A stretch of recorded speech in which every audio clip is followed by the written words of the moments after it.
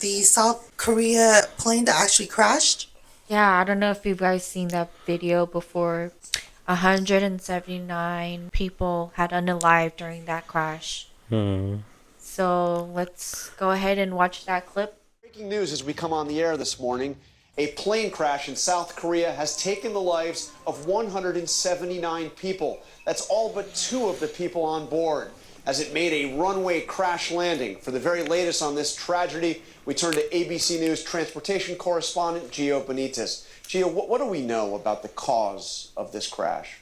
Well, John, this is just an unspeakable tragedy, and there's a lot that we don't know right now. That's the problem. But we know that there were 181 passengers and crew on this plane, and like you said, nearly all of them lost their lives in this. You're seeing the images right there. This is really the only part of the plane that's still recognizable. It's really the tail. And this happened in South Korea because they actually had to land there. There was some sort of distress signal that was sent before the landing. And we know that local transportation officials were saying that there was a warning about a bird strike. But at this point, when you look at this, it's hard to imagine how a bird strike alone could have caused something like this. But we just don't know. And we're not going to show you the full video here because it's really, really disturbing. But basically, this plane, this Boeing 737 from Jeju Air, was actually able to land on its belly without that landing gear deployed. And so the big question is, why did it not have that landing gear deployed? Why did it not slow down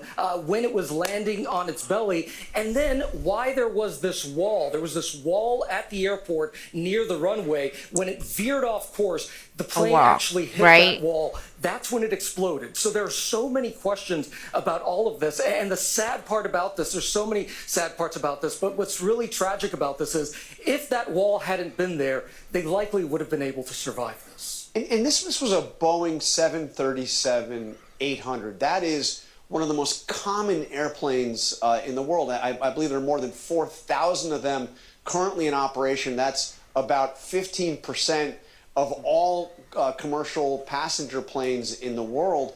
What does this mean for the rest of those Boeing 737-800s around the world? Well, you know, John, I know that a lot of people online, when they're looking at this, they're saying, well, wait a minute, it's a Boeing plane. We saw what happened in January with that door plug on the Alaska Airlines plane. Is this somehow related to being a Boeing problem? At this point, there's no indication of that. This is a 15-year-old plane. And like you said, it is one of the most popular models in the world. So many people fly this plane. And when you look at Jeju Air, right, this is the airline. You guys, we're not allowed to show the whole thing because due to copyright, everything will be linked in the description box below. So what is a bird strike?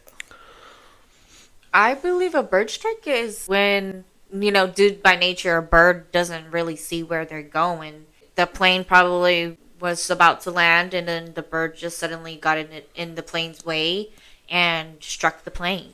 Oh, and damn, a tiny thing can actually cause a lot of damage. Oh, respectfully, I don't mean it like that. I'm sorry. Well, because they has engines on the sides, so if the bird probably went inside and it damaged whatever was inside the engine. Yeah, that's so sad. Damn. And this happened when?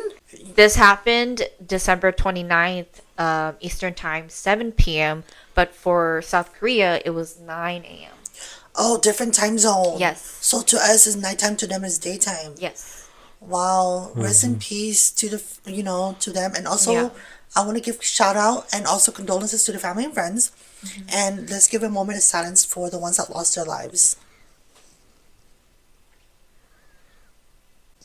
That's so sad.